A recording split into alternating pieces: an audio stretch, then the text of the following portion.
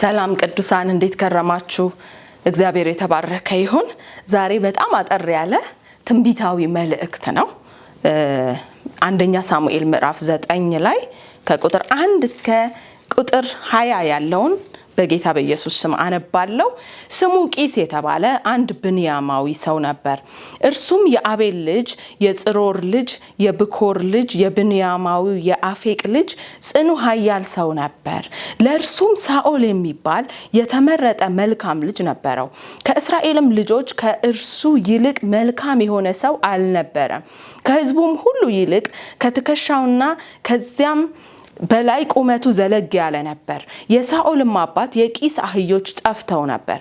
ቂስም ልጁን ሳኦልን ከብላቴኖቹ አንዱን ወስደህ ተነስ፣ አህዮቹንም ለመሻት ሂድ አለው።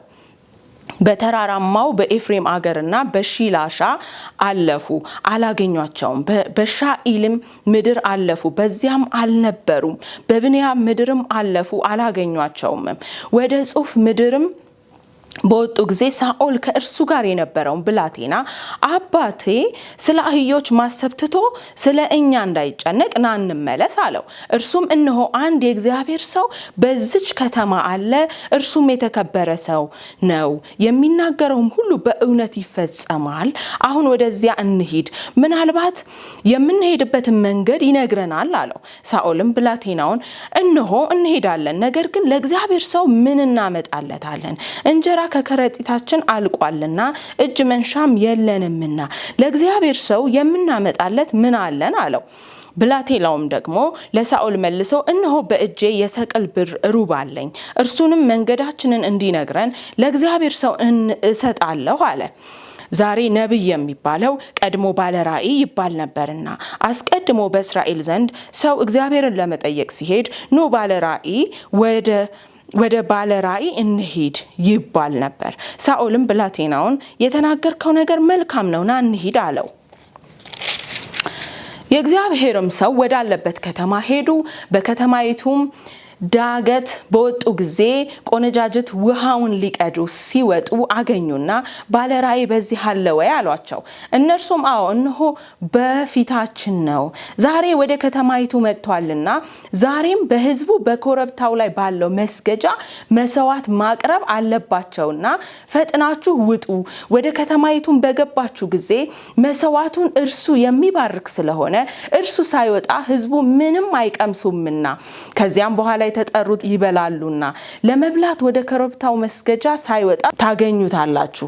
አሁን ውጡ አሏቸው። ወደ ከተማይቱም ወጡ። በከተማይቱም ውስጥ በገቡ ጊዜ እነሆ ሳሙኤል ኮረብታው መስገጃ ለመውጣት ወደ እነርሱ መጣ። ገናም ሳኦል ሳይመጣ ከአንድ ቀን በፊት የመልእክቴ ሐሳብ ያለው እንግዲህ ከዚህ በኋላ ነው።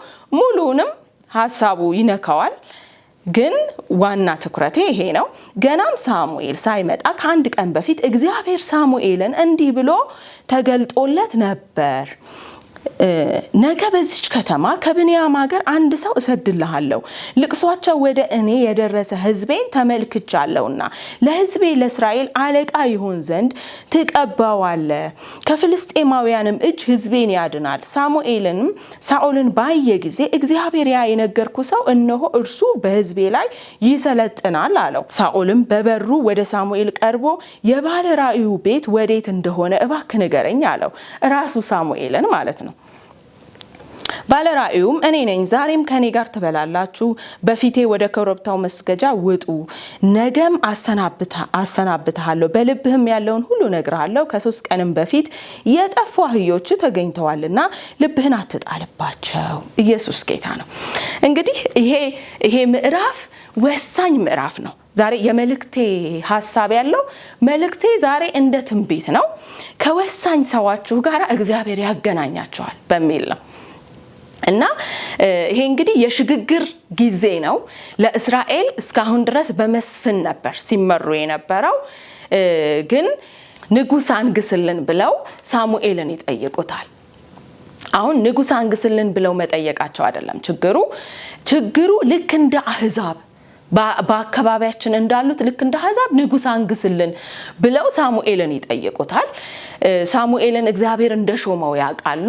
ስለዚህ ቀጥታ ሄደው በቃ ያንተን አገዛዝ አንፈልግም ነው ይሄ ቀጥታ። ሌላ ንጉስ ይሾምልን ነው።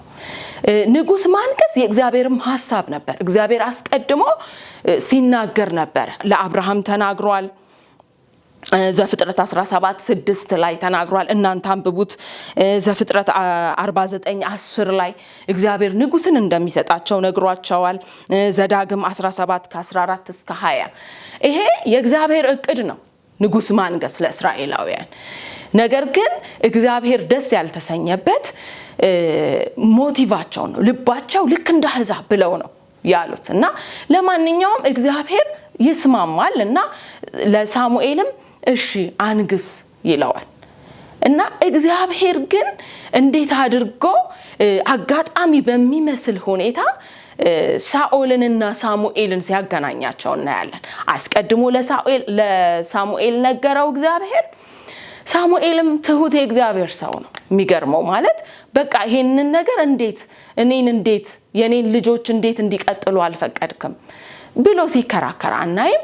ከእግዚአብሔር ሐሳብ ጋር ተስማምቶ በላዩ ላይ ንጉስ ለማንገስ የሚሄድበትን ሂደት እናያለን። እና እግዚአብሔር እንደዚህ ዛሬ መልካም ሰዎችን ይሰጣቸዋል።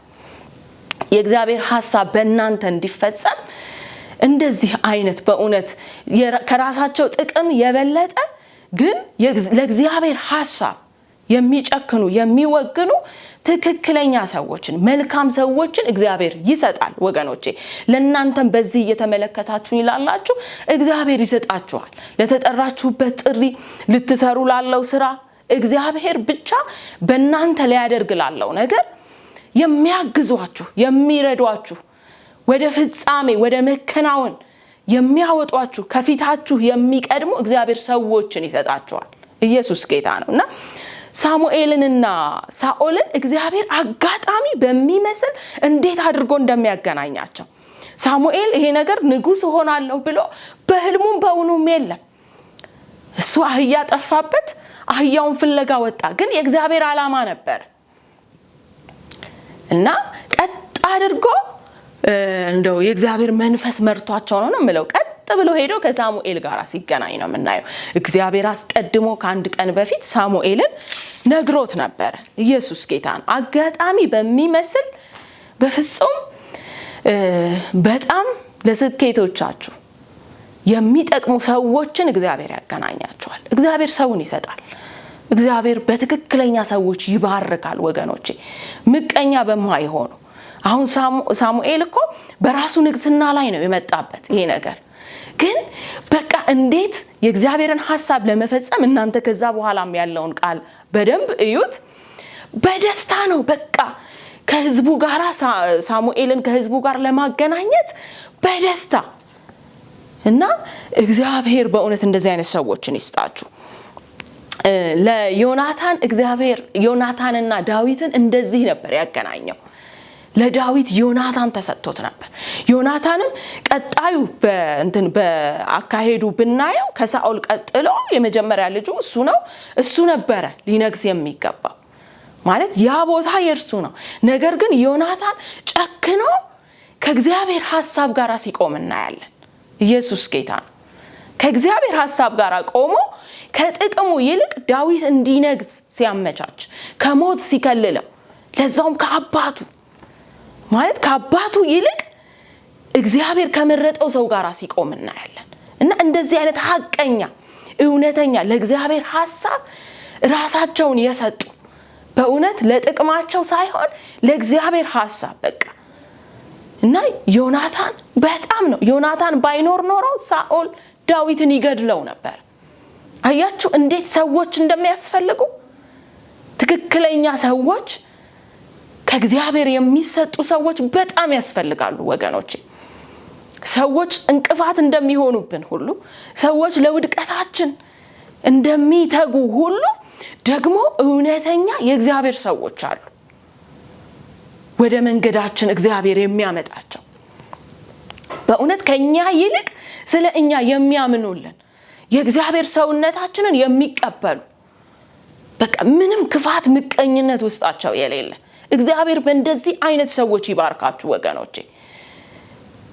ከሞታችሁ ይልቅ ስኬታችሁን የሚፈልጉ መከናወናችሁን የሚፈልጉ ከእግዚአብሔር ሐሳብ ጋር የሚቆሙ መንገድ የሚያሳዩ እንዲህ አድርግ እንዲህ ሂድ በዚህ ሂድ ይሄ እኮ እግዚአብሔር የጠራው ነው ይሄ እኮ የእግዚአብሔር ሊሰራበት ያለ ነው እያሉ ስለ እናንተ የሚናገሩ እንደ ዮናታን እንደ ሳሙኤል ያሉ ሰዎችን እግዚአብሔር ዛሬ ይስጣችሁ።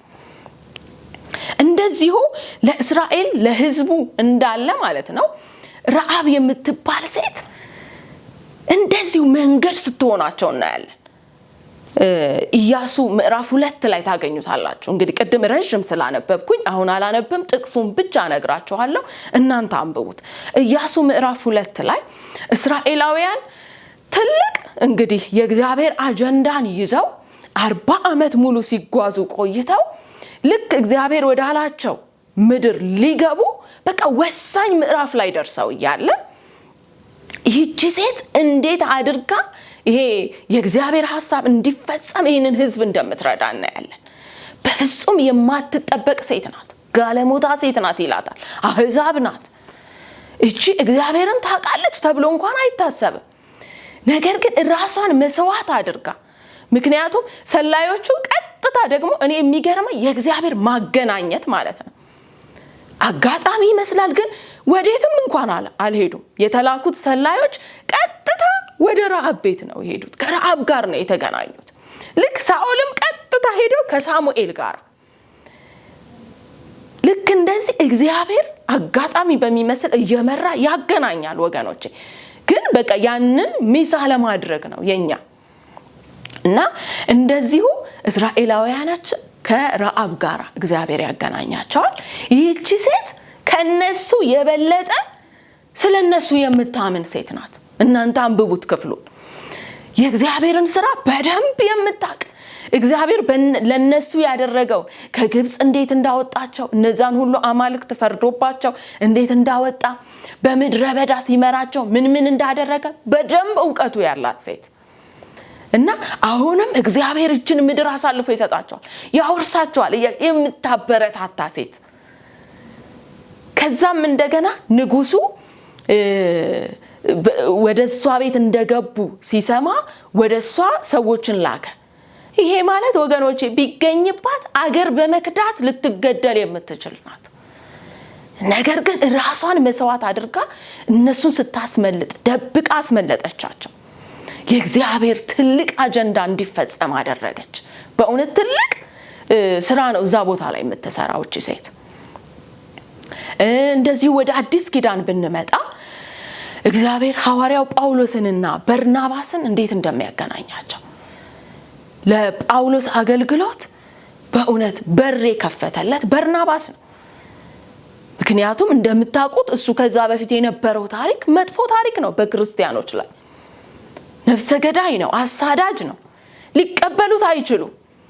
ነገር ግን ተለውጧል፣ እግዚአብሔር ከእርሱ ጋር ነው ብሎ እንዲቀበሉት በርናባስ ከፊት ቀድሞ እንዴት እንደሚያገናኝ እናያለን። እና እግዚአብሔር ዛሬ እንደዚህ አይነት ሰዎችን በሰዎች ዘንድ መጀመሪያ ተቀባይነት ያላቸውን ሰዎች እግዚአብሔር ይሰጣቸዋል ወገኖቼ።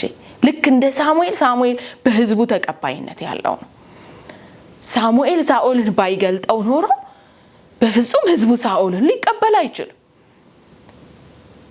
እና እንደዚህ በሕዝቡ ተቀባይነት ያላቸው ተሰሚነት ያላቸው እግዚአብሔር እንደዚህ አይነት ሰዎችን ይሰጣቸዋል። በጣም አጭር መልእክት ነው። በቃ ዛሬ እግዚአብሔር ሰዎችን ይሰጣቸዋል። እነዚህም ሰዎች እግዚአብሔር በእናንተ ላይ ሊያደርግ ላለው አጀንዳ የሚያግዟችሁ ሰዎች ናቸው። መንገድ የሚጠርጉላችሁ ሰዎች ናቸው። ለኢየሱስ መጥምቁ ዮሐንስ ነበረ፣ መንገድ ጠረገ፣ እንደዚህ አዘጋጀ የሕዝቡን ልብ። ኢየሱስ ጌታ ነው። እንዲህ መንገድ የሚጠርጉ ሰዎች እንዲቀበሏችሁ የሚያደርጉ አገናኝ የሆኑ ወሳኝ ሰዎችን እግዚአብሔር ይሰጣቸዋል። በእውነት እግዚአብሔር በእናንተ ሊሰራ ያለውን ስራ ምንም የሚያስቆመው ነገር የለም። እግዚአብሔር ይፈጽማል። እንደዚህ አይነት ሰዎችን ይሰጣቸዋል ነው የዛሬ መልእክቴ። ኢየሱስ ጌታ ነው። እንጸልያለን። አባት ሆይ እናከብርሃለን። በእውነት በወገኖቼ በዚህ እየተመለከቱ ላሉ ሁሉ እግዚአብሔር ሆይ በእነርሱ ላይ በእያንዳንዳቸው ላይ ስላለው ሐሳብ፣ ዓላማ፣ እቅድህ እግዚአብሔር ሆይ አከብርሃለሁ። በኢየሱስ ስም አንተ ልትሰራ ያለውን ማንም ሊያስቆም አይችልምና ጌታ ሆይ አንተ ሰውን በመስጠት ትባርካል። እውነተኛ ሰዎችን በመስጠት ትባርካል። የማይመቀኙ የማይቀኑ እግዚአብሔር ሆይ በኢየሱስ ስም ነገሩን ካንተ አንፃር ማየት የሚችሉ በእውነት የእግዚአብሔር አጀንዳ ብለው የሚነሱ በኢየሱስ ክርስቶስ ስም እውነተኛ ሰዎችን እንድትሰጣቸው በዚህ እየተመለከቱ ላሉ ሁሉ እጸልያለሁ። እግዚአብሔር ሆይ እንደ ሳሙኤል ያሉ፣ እንደ ዮናታን ያሉ፣ እንደ በርናባስ ያሉ፣ እንደ መጥምቁ ዮሐንስ ያሉ እግዚአብሔር ሆይ እንደ ረአብ ያሉ ጌታ ሆይ የእምነት ሰዎች በእውነት ላንተ ሐሳብ ብቻ የተገዙ፣ ላንተ ፍቃድ ብቻ የተገዙ እግዚአብሔር ሆይ ያንተን ፍቃድና ሐሳብ የሚያደርጉ ጌታ ሆይ እንቅፋት የማይሆኑ ባለራእዮችን የማይገድሉ በኢየሱስ ክርስቶስ ስም አንተ የምትጠቀምባቸው ሰዎችን እግዚአብሔር ሆይ በዚህ እየተመለከቱ ላሉ ሁሉ እግዚአብሔር ሆይ እንድትሰጠን እጸልያለሁ። በጌታ በኢየሱስ መገናኘት እንዲሆን ጌታ ሆይ ከእንደዚህ አይነት ሰዎች ጋር መገናኘት እንዲሆንላቸው ጌታ እግዚአብሔር ሆይ እለምንሃለሁ። በጌታ በኢየሱስ ክርስቶስ ስም ሐሳብክ እንዲፈጸም እግዚአብሔር ሆይ ሐሳብክ እንዲፈጸም በወንድሞቼ ሕይወት በእህቶቼ ሕይወት እግዚአብሔር ሆይ የተጠሩበት ሐሳብ እንዲፈጸም እግዚአብሔር ሆይ የሚረዷቸው ሰዎች ስለምትሰጣቸው አመሰግናለሁ። እግዚአብሔር ሆይ እንደዚህ አይነት ሰዎች ምንም የማይመስሉ እንደ ረአብ በፍጹም ስለ እግዚአብሔር የምታውቅ እንኳን አትመስልም፣ ግን የምትገርም አማኝ ናት። እግዚአብሔር ሆይ በኢየሱስ ክርስቶስ ስም እንደዚህ አይነት ሰዎችን ስለምታገናኛቸው አመሰግናለሁ። በጌታ በኢየሱስ ክርስቶስ ስም ሐሳብህ በወገኖቼ ላይ ይፈጸም፣ አጀንዳህ ይፈጸም፣ ምንም አይነት ነገር እንዳይከለክላቸው እኔ ጸልያለሁ።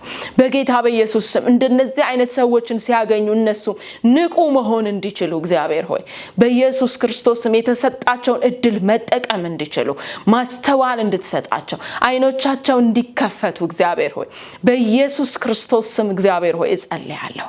የትኛውም ተግዳሮት ሐሳብክን ሊከለክል የሚወጣ በኢየሱስ ክርስቶስ ስም የታሰረ ይሁን። የትኛውም የክፋት ኃይል በጌታ በኢየሱስ ስም የታሰረ ይሁን። በጌታ በኢየሱስ ክርስቶስ ስም ክፉ ሁሉ ከመንገዳቸው ላይ ተጠረገ ይሁን። በጌታ በኢየሱስ ስም እግዚአብሔር ሆይ እጸልያለሁ። ጌታ ሆይ ያንተን ሐሳብ ሊያስቆም የሚወጣ በአንድም በሌላም የሚጠቀም ክፉ በጌታ በኢየሱስ ክርስቶስ ስም ከህይወታቸው ላይ ከመንገዳቸው ላይ ተጠረገ ይሁን። በኢየሱስ ስም የተጠረገ ይሁን። ኖ ሐሳብክን በሙላት ስለምትፈጽም አመሰግናለሁኝ። እግዚአብሔር ሆይ አንተ መልካም አምላክ ነህ። በአንተ ዘንድ አጋጣሚ የሚባል ነገር የለም። ጌታ ሆይ ወደ ፍቃድህ ወደ ሐሳብህ እየመራህ ስለምታስገባቸው በኢየሱስ ክርስቶስ ስም አመሰግናለሁ። በማይመስል ሁኔታ መርተህ እግዚአብሔር ሆይ ስለምታገናኛቸው የሚያግዟቸውን ሰዎች እግዚአብሔር ሆይ ስለምትሰጣቸው አመሰግናለሁኝ። እግዚአብሔር ሆይ እናከብርሃለን ስለሰጠህን ስለዚህ የከበረ ጊዜ ክብር ሁሉ ለአንተ ይሆንልህ። በጌታ በኢየሱስ ክርስቶስ ስም ጸለይን፣ አሜን።